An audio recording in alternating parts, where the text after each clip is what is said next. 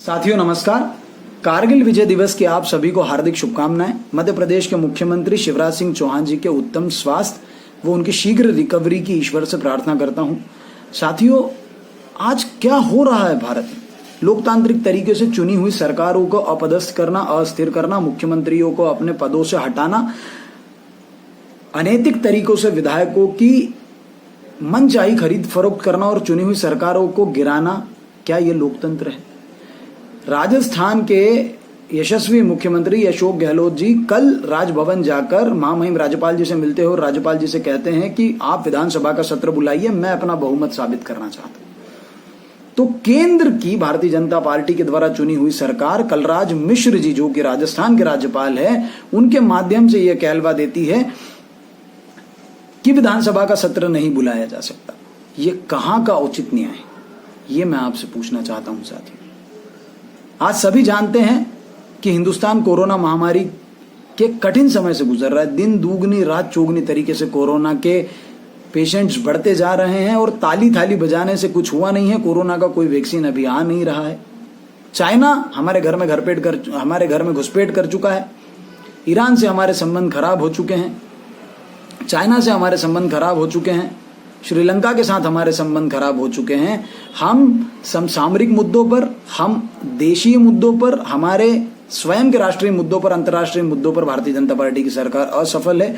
105 विधायक जब राजभवन विधानसभा में सत्र की मांग करते हैं और राज्यपाल जब उनको इस तरीके से मना करते हैं, तो ये संस्थागत तरीके से लोकतंत्र की हत्या का सतत प्रयास मैं इसे मानता हूं। साथियों, after Maharashtra and Madhya Pradesh, BJP is now trying to murder the democracy, और इस तरीके से नहीं चलेगा। इसीलिए भारतीय राष्ट्रीय कांग्रेस और Bharatiya Yuva Congress speak up democracy के माध्यम से न सिर्फ कांग्रेस पार्टी के लोग, न सिर्फ कांग्रेस विचारधारा के लोग, बल्कि आम जन, जिस व्यक्ति ने कांग्रेस को मत दिया, जिस व्यक्ति ने शिवराज चौहान को नकारा, वसुंधरा राजे को नकारा और अशोक गहलोत और माननीय श्री कमलनाथ जी को बैठाया, उनके हक और अधिकार में, जनता के हक और अधिकार में हम ये भी चाहते हैं कि आप भी अपनी आवाज उठाएं। आप भी इस अनैतिक तरीके से सरकार की विधायक और खरीद जो फरोख्त विधायकों की हो रही है, जो तोड़ तोड़ हो रही है, इसके खिलाफ आप आवाज उठाएं, ये हम चाहते हैं। Friends, BJP is conspiring to topple the democratically elected government, और ये हिंदुस्तान में अब और नहीं सहा जाएगा। मेरा आप लोगों से ये सवाल है, मैं कोई एक पक्षी बात नहीं कर रहा हूं, मैं आपसे संवाद करना चाहता हूं और मैं चाहता हूं कि आप मेरी बात का जवाब दें। मैं आपसे पूछना चाहता हूं, क्या आपने जो मत अपना बटन दबाकर ईवीएम पर देकर आए हैं, क्या उसका कोई सम्मान नहीं? क्या आपका मत बिकाऊ है? क्या आपके द्वारा दिया हुआ आशीर्वाद खरीदा या बेचा जा सकता है? क्या जनता के मत की आज लोकतंत्र में कोई कीमत नहीं है?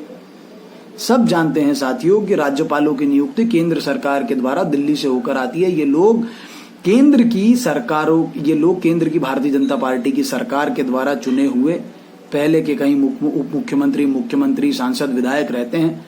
बाद में ये लोगों को राज्यपाल बना दिया जाता है और ये केंद्र की कठपुतली की तरीके से, जबकि संवैधानिक पद पर बैठे हैं, लेकिन फिर भी इस तरीके की हरकत आज राजस्थान, मध्य प्रदेश में कही जा रही है, की जा रही है।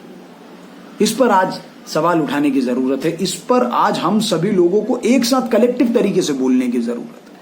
क्या अरुणाचल में हुआ, क्या मणिपुर में हुआ, क्या मेघालय में हुआ, कर्नाटक में हुआ, मध्य प्रदेश में हुआ और अब राजस्थान। भारत में चुनाव धीरे धीरे महत्वहीन होते जा रहे हैं, और अगर आप लोकतंत्र की खूबसूरती को, आप भारत में लोकतंत्र को बने रहने देना चाहते हैं, फासीवाद को नकारना चाहते हैं, तो आप सभी लोगों को इस पर अपनी आवाज उठानी होगी। इसीलिए भारतीय राष्ट्रीय कांग्रेस और Bharatiya Yuva Congress speak up India, बोलो इंडिया बोलो, आज लोकतंत्र के लिए बोलो। इसलिए ये मुहिम के माध्यम से आज मैं आपसे संवाद में जुड़ा हूं। भाजपा अपने खिलाफ आए नतीजों को जिस तरीके से अनैतिक व अलोकतांत्रिक तरीकों से बदलने का प्रयास कर रही है, ये निंदनीय है, ये विभत्स है। इससे लोकतंत्र को खतरा होगा, इससे प्रजातंत्र को खतरा होगा। करोड़ों रुपए के ऑफर विधायकों को दिए जा रहे, 35 करोड़, 40 करोड़, 50 करोड़, क्या है ये काला धन कहां से आ रहा है? आखिर भारतीय जनता पार्टी ने नोटबंदी की जो व्यवस्था की है, क्या वो सारा काला धन भारतीय जनता पार्टी ने अपने कब्जे में ले लिया? क्या भारतीय जनता पार्टी उस धन का इस्तेमाल केंद्र में चुनी हुई सरकारों के विधायकों को खरीदने में कर रही है? कल को तो भारतीय, जिस तरीके से अंग्रेज धीरे धीरे भारत में आए थे, उसी तरीके से आज भारतीय जनता पार्टी हमारे साथ में हमारे विधायकों की खरीद फरोख्त कर रही है। कल को कोई विदेश से आया हुआ आदमी भारत में विधायकों की खरीद फरोख्त करेगा, भारत के संवैधानिक संस्थाओं में घुसेगा, बैठेगा, बनेगा, सरकारों को बनाएगा, बिगाड़ेगा और अपने हिसाब से व्यापार करेगा। तो इस तरीके से लोकतंत्र का कोई महत्व ही नहीं है, तो लोकतंत्र महत्वहीन हो जाएगा। और इसी के लिए अगर किसी को बोलना है तो वो आप हैं और वो जनता है जो अपनी आवाज उठाएगी। एक विपक्ष का काम है रचनात्मक रूप से जो गलत हो रहा है उस पर अपनी आवाज उठाए, और विपक्ष उस पर अपेक्षा करता है कि जनता उनकी मदद करे। करोड़ों रुपए के ऑफर। जिन चुनावी बॉन्डों पर पहले सवाल उठ रहे थे, ये आज फिर से लाजमी है कि फिर से उन चुनावी बॉन्ड्स पर सवाल उठें, क्योंकि उनके सोर्सेस का कोई पता नहीं होता और फिर इस तरीके से विधायकों की खरीद फरोख्त होती है, काला धन होता है और ये काला धन बनता है। साथी, अगर विधायक किसी भी समय खरीदे या बेचे जा सकते हैं तो मैं आप लोगों से ये सवाल पूछता हूं कि चुनाव कराने का मतलब ही क्या? इस तरीके से अगर विधायकों की खरीद फरोख्त हो रही, क्या इससे वोट का कोई मायना रह जाता है?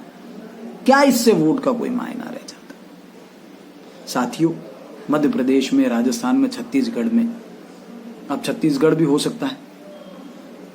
पहले तो महाराष्ट्र में कोशिश कर ली, मध्य प्रदेश में सरकार गिरा दी, राजस्थान में ये सब चल ही रहा है। तो अब अगला क्या? क्या लोकतंत्र के संस्थागत तरीकों से इस तरीके से सभी स्तंभ गिराए जाएंगे? साथियों, पैसे की ताकत का इस्तेमाल करके भारतीय जनता पार्टी निष्पक्ष और प्रभावी तरीके से चुनी हुई सरकारों को गिराने का काम कर रही है और नतीजों को पलटा जा रहा है।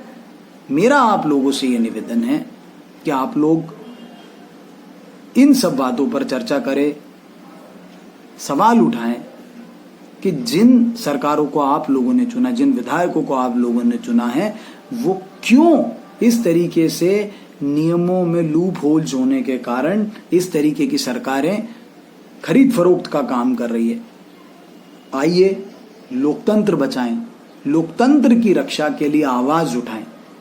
और फिर से मैं स्पीक अप इंडिया के माध्यम से तेजस्वी आज स्पीक अप फॉर डेमोक्रेसी के लिए अपनी बात रखना चाहता हूं। राजस्थान के राज्यपाल महामहिम कलराज मिश्र जी से यह निवेदन करता हूं कि राज्यपाल जी, आप केंद्र की कठपुतली न बने।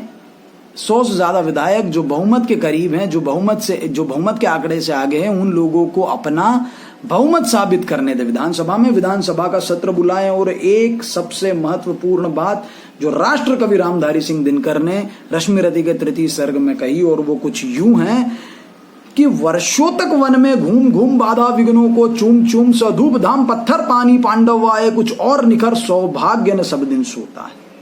देखें आगे क्या होता है। और जब नाश मनुष्य पर छाता है, सबसे पहले विवेक मर जाता है। तो साथियों, भारतीय जनता पार्टी का विवेक मर चुका है।